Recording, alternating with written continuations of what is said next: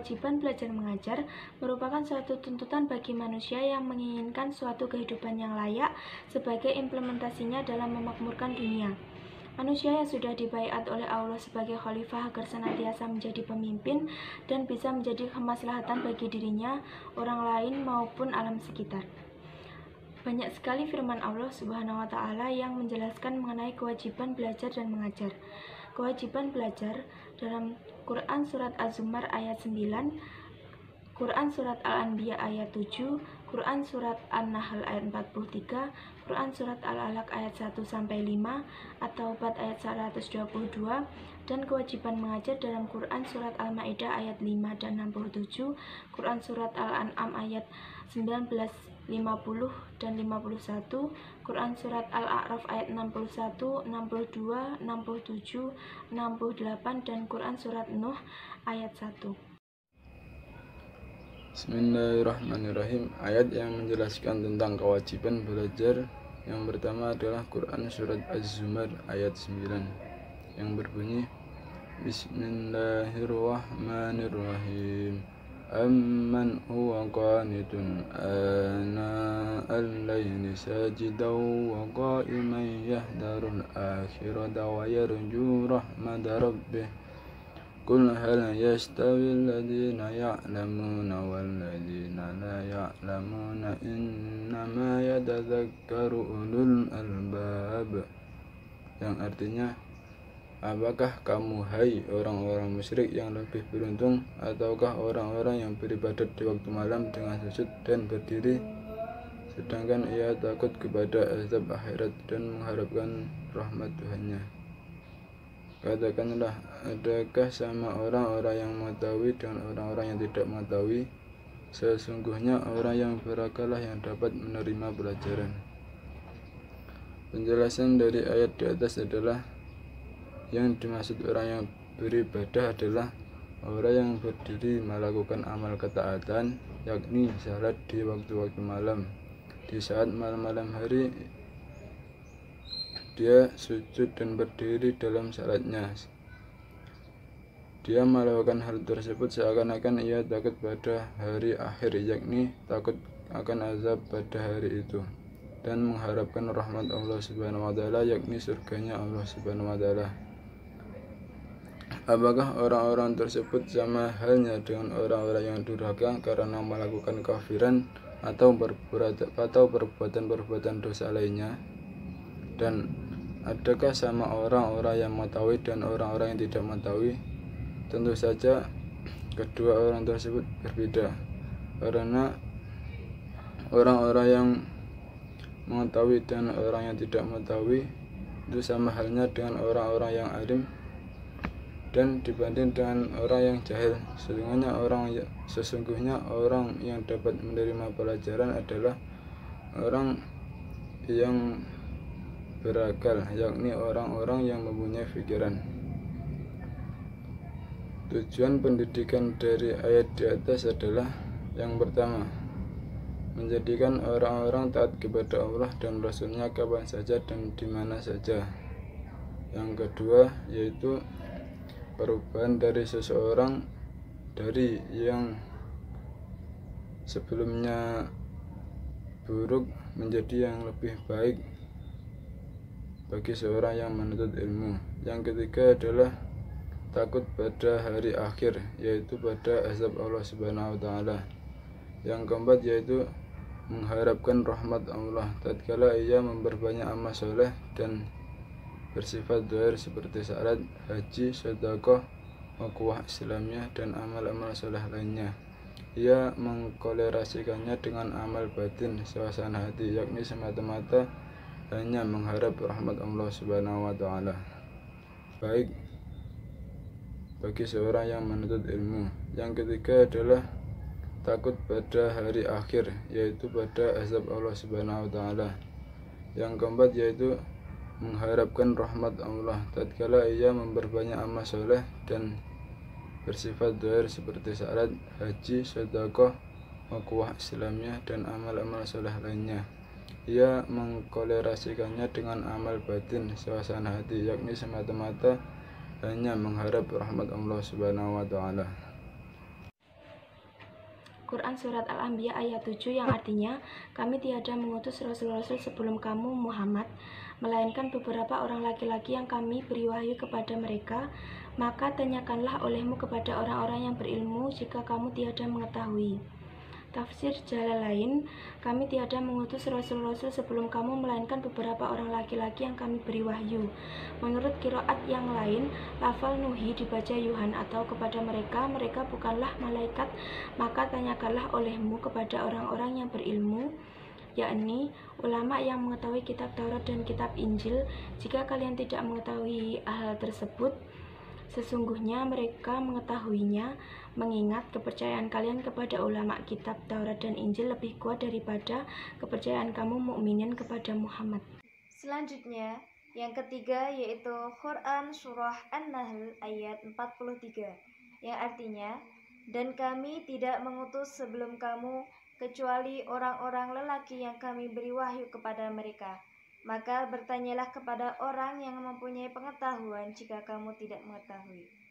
Dalam kitab tafsir, dan kami tidak mengutus sebelum kamu kecuali orang-orang lelaki yang kami beri wahyu kepada mereka, bukannya para malaikat. Maka bertanyalah kepada orang yang mempunyai pengetahuan, yakni para ulama yang ahli dalam kitab Taurat dan kitab Injil. Jika kalian tidak mengetahui hal tersebut, mereka pasti mengetahuinya karena kepercayaan kalian kepada mereka lebih dekat daripada kepercayaan kalian terhadap Nabi Muhammad SAW. Maksudnya yaitu, bertanyalah kamu kepada ahli kitab yang terdahulu, apakah rasul yang diutus kepada mereka itu manusia ataukah malaikat. Jika rasul-rasul yang diutus kepada mereka adalah malaikat, maka kalian boleh mengingkarinya. Jika ternyata para rasul itu adalah manusia, maka janganlah kalian mengingkari bila Nabi Muhammad SAW adalah seorang rasul. Ayat keempat yang menjelaskan tentang kewajiban belajar adalah Quran Surat Al-Alaq ayat 1-5, yang artinya, bacalah dengan menyebut nama Tuhanmu yang menciptakan. Dia telah menciptakan manusia dari segumpal darah. Bacalah, dan Tuhanmu lah yang maha mulia, yang mengajarkan manusia dengan benar. Dia mengajar manusia apa yang tidak diketahuinya. Kata Iqra pada ayat di atas memiliki berbagai macam makna, diantaranya membaca, menyampaikan, menelaah, mendalami, meneliti, dan lain sebagainya. Menurut para ulama, kata yang kemudian diikuti dengan lafaz Bismi Rabbika tersebut adalah untuk membedakan antara orang beriman dengan kebiasaan kaum kafir Quraisy, sebab pada saat itu kaum kafir Quraisy terbiasa menyebut berhala, sesembahannya mereka ketika memulai segala sesuatu. Pada ayat ketiga, kata Iqra, itu kata perintah untuk membaca diulangi kembali. Kali ini pada ayat ketiga disandingkan dengan penegasan bahwa Allah Subhanahu wa Ta'ala adalah Zat yang Maha Pemurah. Perbedaan antara membaca pada ayat 1 dan ayat ketiga adalah bahwa pada ayat pertama bermakna untuk diri sendiri, yaitu pada diri seorang yang membaca.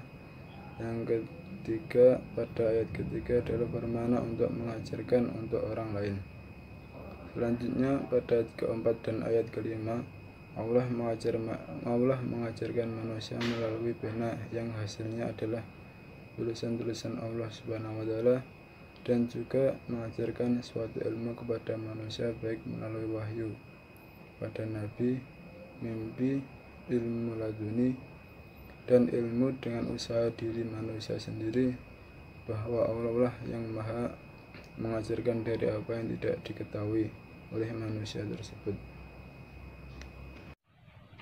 Quran Surat At-Taubah ayat 122 yang artinya, tidak sepatutnya bagi mukminin itu pergi semuanya ke medan perang. Mengapa tidak pergi dari tiap-tiap golongan di antara mereka beberapa orang untuk memperdalam pengetahuan mereka tentang agama dan untuk memberi peringatan kepada kaumnya apabila mereka telah kembali kepadanya, supaya mereka itu dapat menjaga dirinya. Tafsir ayat. Tidak semestinya orang-orang mukmin itu berangkat semua ke medan perang, karena mereka bisa ditumpas habis apabila musuh mereka berhasil mengalahkan mereka. Semestinya sebagian dari mereka pergi ke medan jihad dan sisanya ditinggal di rumah untuk menemani Rasulullah SAW dan memperdalam ilmu agama melalui ayat-ayat Al-Quran dan ketentuan-ketentuan hukum syariat yang mereka dengar dari Nabi SAW. Kemudian mereka bisa mengajarkan ilmu yang telah mereka pelajari kepada kaum mereka setelah kembali ke rumah mereka, agar mereka dapat menghindari azab dan hukuman Allah dengan cara yang menjelaskan perintah-perintahnya dan menjauhi larangan-larangannya. Hal ini terkait dengan pasukan-pasukan yang dikirim oleh Rasulullah ke berbagai daerah dan beranggotakan sejumlah sahabat pilihan. Selanjutnya yaitu kewajiban mengajar. Yang pertama yaitu Quran Surah Al-Ma'idah ayat 5, yang artinya, pada hari ini dihalalkan bagimu yang baik-baik.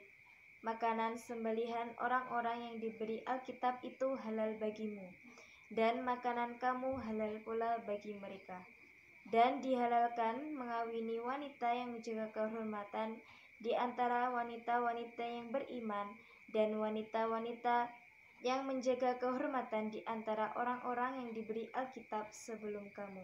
Bila kamu telah membayar mas kawin mereka dengan maksud menikahinya, tidak dengan maksud berzina dan tidak pula menjadikannya gundik-gundik, barang siapa yang kafir sesudah beriman tidak menerima hukum-hukum Islam, maka hapuslah amalannya dan ia di hari kiamat termasuk orang-orang merugi. Dalam kitab Tafsir Al-Muyassar menjelaskan, pada hari ini Allah menghalalkan bagi kalian memakan makanan-makanan yang dianggap lezat dan memakan binatang yang disembelih oleh orang-orang ahli kitab dari kalangan Yahudi dan Nasrani. Dia juga menghalalkan bagi mereka binatang yang kalian sembelih, dan dia menghalalkan bagi kalian menikahi wanita-wanita beriman yang merdeka dan terhormat, dan menikahi wanita-wanita yang merdeka dan terhormat dari kalangan orang-orang yang diberi Alkitab sebelum kalian, yaitu kalangan Yahudi dan Nasrani. Apabila kalian memberikan mahar mereka dan kalian bermaksud menjaga diri dari perbuatan keji, tidak bermaksud menjadikan mereka sebagai kekasih-kasih gelap untuk kalian ajak berbuat zina. Barang siapa yang ingkar kepada ketentuan-ketentuan hukum yang telah Allah tetapkan bagi hamba-hambanya, maka amal perbuatannya batal karena kehilangan syarat sahnya, yaitu iman, dan kelak pada hari kiamat termasuk orang-orang yang merugi, karena ia akan masuk neraka untuk selama-lamanya. Surat Al-Maidah ayat 67 yang berbunyi, Ya ayyuhar rasul balligh ma unzila ilaika min rabbik wa in lam taf'al fama ballaghta risalatah wallahu ya'simuka minan nas innallaha la yahdil qaumal kafirin. Artinya, hai Rasul, sampaikanlah apa yang diturunkan kepadamu dari Tuhanmu, dan jika tidak kamu kerjakan apa yang diperintahkan itu, berarti kamu tidak menyampaikan amanatnya. Allah memelihara kamu dari gangguan manusia. Sesungguhnya Allah tidak memberi petunjuk bagi orang-orang yang kafir. Tafsir ayat tersebut adalah karena ayat-ayat yang telah disampaikan berhubungan dengan pengungkapan rahasia musuh-musuh Islam dan kekurangan mereka, dan ini sangat membutuhkan kesungguhan dalam menyampaikan dan kesabaran dalam menanggung konsekuensi.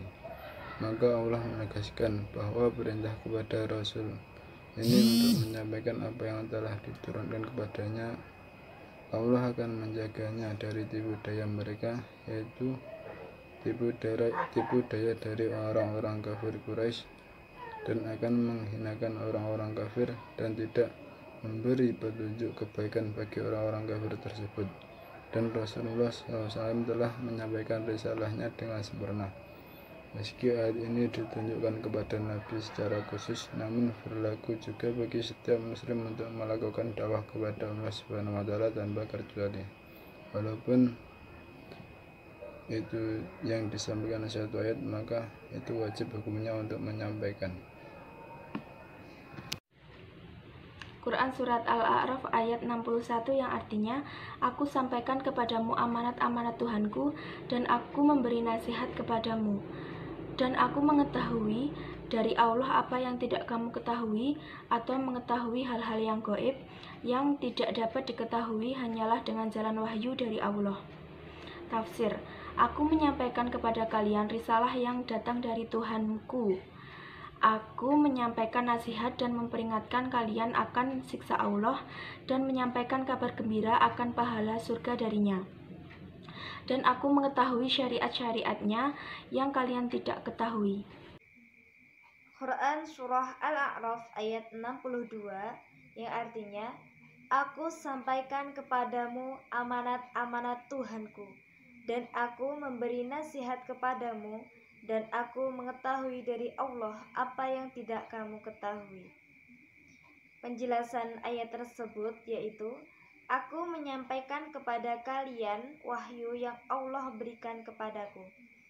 Aku ingin kalian memperoleh kebaikan dengan menganjurkan kalian agar kalian menjalankan perintah Allah dan mendapatkan pahala darinya, dan dengan memperingatkan kalian supaya meninggalkan larangannya dan menghindari hukumannya.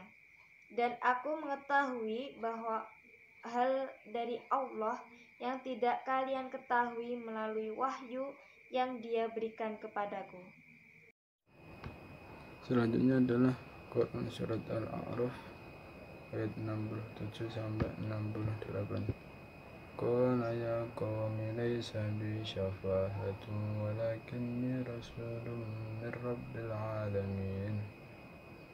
Ablighukum risalati rabbi wa ana lakum nasihun amin. Artinya, Hud berkata, hai kamu, tidak ada padaku kekurangan akal sedikit pun, tapi aku ini adalah utusan dari Tuhan semesta alam.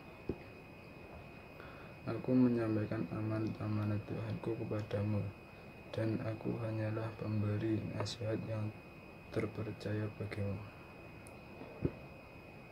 Tafsir dari Quran Surat Al-A'raf ayat 67 adalah, Hud menanggapi bahwa mereka dengan penuh kelembutan dan adab, wahai kaumku, aku bukan seperti kalian yang kalian sangka, namun aku adalah seorang rasul yang diutus oleh pencipta jin dan manusia, yaitu Allah, untuk menyampaikan kepada kalian apa yang telah diperintahkan kepadaku. Nah, selanjutnya yaitu tafsir dari Quran Surat Al-A'raf ayat 68, yaitu, aku menyampaikan kepada kalian apa yang dikirim kepadaku berupa tanggung jawab dari Tuhan, yaitu perintah, nasihat, dan larangan. Dan aku adalah pemberi nasihat bagi kalian dalam dakwahku, dan orang yang dapat dipercaya lagi ikhlas dalam menyampaikan risalah itu kepada kalian, maka tidak mungkin aku berbuat dosa kepada Allah Subhanahu wa taala. Quran Surah Nuh ayat 1 yang artinya, sesungguhnya kami telah mengutus Nuh kepada kaumnya dengan memerintahkan, berilah kaummu peringatan sebelum datang kepadanya azab yang pedih. Dalam kitab Tafsir Al-Mukhtasar atau Markas Tafsiriyah di bawah pengawasan Syekh Dr. Sholih bin Abdullah bin Humaid, Imam Masjidil Haram, menjelaskan, Allah mengabarkan tentang dirinya dengan menggunakan dhamir pengagungan dan dengan penegasan untuk menarik perhatian menuju kabar yang akan disampaikan ini, bahwa Allah mengutus Nabi Nuh kepada kaumnya untuk menyeru mereka kepada tauhid dan memperingatkan mereka dari azab Allah jika tidak beriman, dan itu adalah azab yang pedih dan menyakitkan.